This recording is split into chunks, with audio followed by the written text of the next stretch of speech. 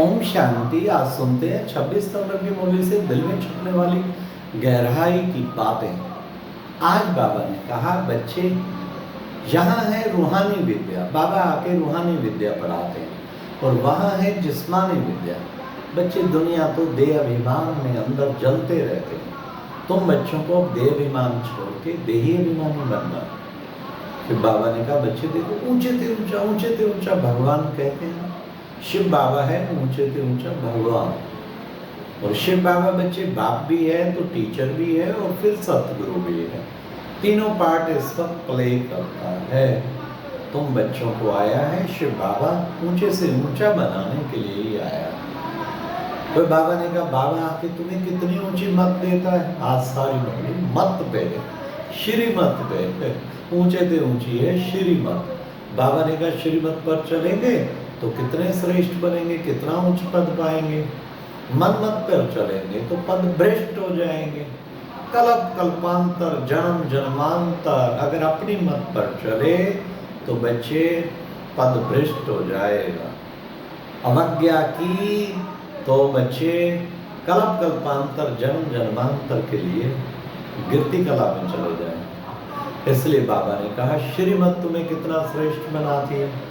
जो बच्चे श्रीमत पर चलते हैं उनको बाबा की राय बहुत अच्छी लगती है। श्रीमत पे तुम्हारा कल्याण होगा। तो तुम्हें कौन सी सेवा करनी? बाबा ने आज कहा, पतितों को पावन बनाने की सेवा तुम बच्चों को करनी है। हाँ, पतितों से पावन खुद भी बनना है, औरों को भी पतितों से पावन बनाने की सेवा करनी। बाबा को मदद करनी है। कौन सी मदद करेंगे? बाबा की मदद।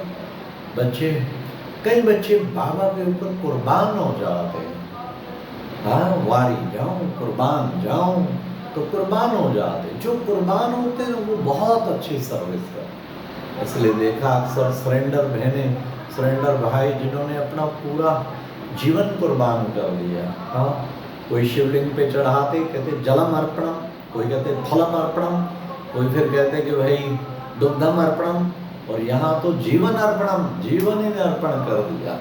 तो कितना भाग्यशाली है और वो कितनी सेवा करते हैं। आज हम भुवनेश्वर से मुरली मंथन कर रहे हैं और यहाँ पर संत सम्मेलन रखा है। लगभग 150 संत आ रहे हैं, तो बड़ा अच्छा यहाँ प्रोग्राम रखा है। तो बाबा ने कहा कि बच्चे, तुम बच्चे अब किस तरीके से बाबा की जितनी जास्ती सर्विस करेंगे उतना भाग्यशाली बने। आज बाबा ने कहा, बच्चे ये सबसे खराब तो ये है क्रोध। क्रोध में शक्ल भी तांबे जैसी हो जाती है, लाल, खुद भी अंदर जलते हैं औरों को भी जलाते हैं। बच्चे ये खराबियां जो है ना अपने अंदर से निकाल देनी चाहिए। काम को कहते काम काला, काला मुंह किया। हाँ, तो बच्चे इन काम क्रोध को निकालना, कामेशु क्रोधेशु कहते हैं, इनको निकालना है, तभी तुम पवित्र बन पाएंगे। फिर बाबा ने कहा कि बच्चे, तुम बच्चों को कदम कदम पे ध्यान रखना, श्रीमत पर चलना। बाबा की मत क्या है, बाबा की मत, ये चिंतन करते रहो। श्रीमत पर चलने से तुम्हारा कल्याण हो जाएगा। इसलिए बच्चों को हर समय यही होना रहना चाहिए, हमें कदम कदम श्रीमत पर चलना। बेहद के बाप, बेहद का बाप क्या करते हैं? बेहद का पवित्र बनाते हैं। तो तुम बच्चों को बेहद का पवित्र बनाने की शिक्षा देते हैं। तुम बच्चों को पवित्र बनना है, औरों को भी बनाना। देखो बच्चे, ज्ञान किसकी बुद्धि में बैठेगा?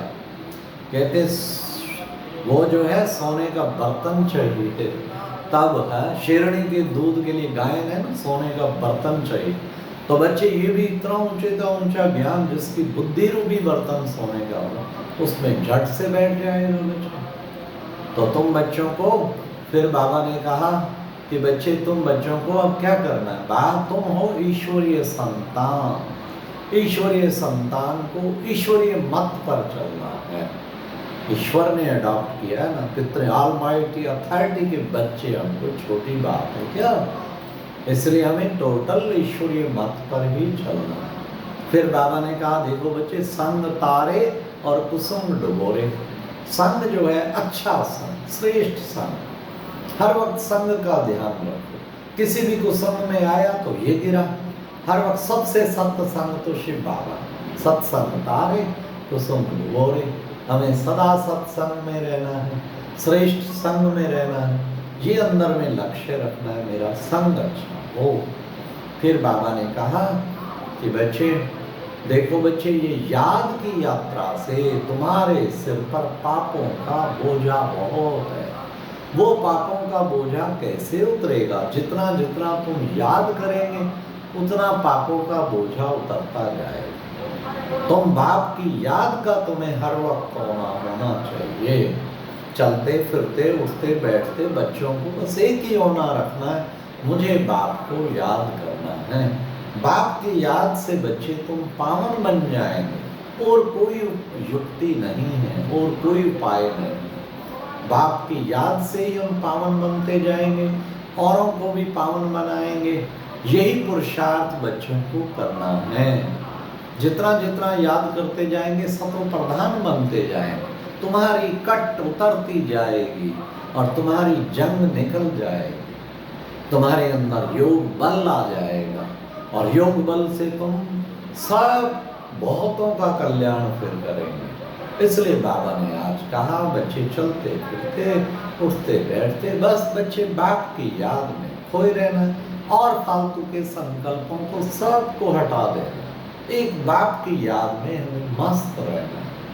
तो बच्चे ये पुरुषार्थ, जितना तुम पुरुषार्थ करेंगे उतना उच्च पद पाएंगे। इसलिए कोई भी अवज्ञा ना करके सदा श्रेष्ठ पुरुषार्थ का लक्ष्य रखना, उससे तुम्हारे लक्षण भी बहुत अच्छे हो जाएंगे। फिर बाबा ने कहा कि बच्चे देखो बाबा आया है तुम बच्चों को ले जाने के लिए। कहाँ? शांति धाम स्वीट होम ले जाते हैं बाबा। अब ये क़यामत का समय है, सबको हिसाब किताब चुकतो करना है।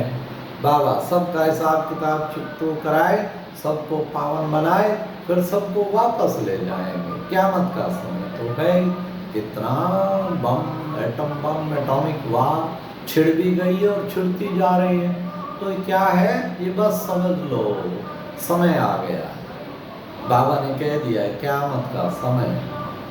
फिर बाबा ने कहा सतयुगी दुनिया में तुम बच्चे, तुम्हारा एम ऑब्जेक्ट यही है, तुम्हें उस नई दुनिया में तुम पुरुषार्थ करते ही हो सुखधाम जाने के लिए।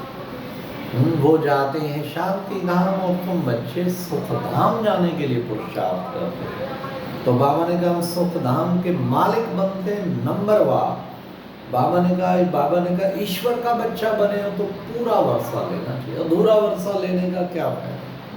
मित्र संबंधियों आदि किसी की भी याद नहीं आनी चाहिए एक बाप के सिवाय, तभी तो उच्च पद पा सकेंगे। फिर बाबा ने कहा कि बच्चे देखो माया कितना जोर से वार करती है, माया बिल्ली है ना बच्चे इसलिए बड़ा सावधान रहना। आज की मुरली में वरदान था स्नेह की रिटर्न में स्वयं को टर्न करने वाले क्या करेंगे? बाप समान बनने वाले संपन्न संपूर्ण भाव। बाबा से अगर प्यार है, स्नेह की निशानी कुर्बानी, एकदम बाबा के ऊपर कुर्बान हो जाएंगे। स्नेह की रिटर्न में खुद को टर्न कर ले और फिर बाबा के ऊपर कुर्बान हो जाए। तो स्नेह के रिटर्न में स्वयं को टर्न कर शक्तिशाली बाबा बाप समान बनने वाले, बाप संपन्न संपूर्ण भाव, ऐसी स्थिति हम अपनी बनावें, तब हमें बाबा का सचमुच बाबा के समान संपन्न संपूर्ण बन जाए। आज की मुरली में स्लोगन था अपने रूहानी वाइब्रेशन के द्वारा शक्तिशाली वायुमंडल बना देना, यही सबसे श्रेष्ठ सेवा है। आपका वाइब्रेशन ही इतना काम करे, वाइब्रेशन रूहानी वायुमंडल, और उससे अपना आप ही शक्तिशाली वायुमंडल बन जाए और उससे फिर रूहानी शक्तिशाली वायुमंडल बन गया, तो ये सबसे बड़े से बड़ी श्रेष्ठ सेवा है। वाचा सेवा तो थोड़ा टाइम हो, पर शक्तिशाली वाइब्रेशन सर्व वो कैसे बनेगा? परम धाम में सर्वशक्तिवान के नीचे बैठ के शक्तियों की किरणें और फैलाना फिर सारे विश्व भर में, ये है सबसे श्रेष्ठ से श्रेष्ठ सेवा।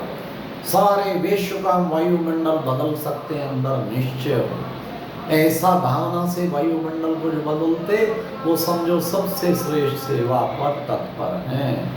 अच्छा, ओम शांति। ये थी आज की मुरली से दिल में छपने वाली गहराई की बात है।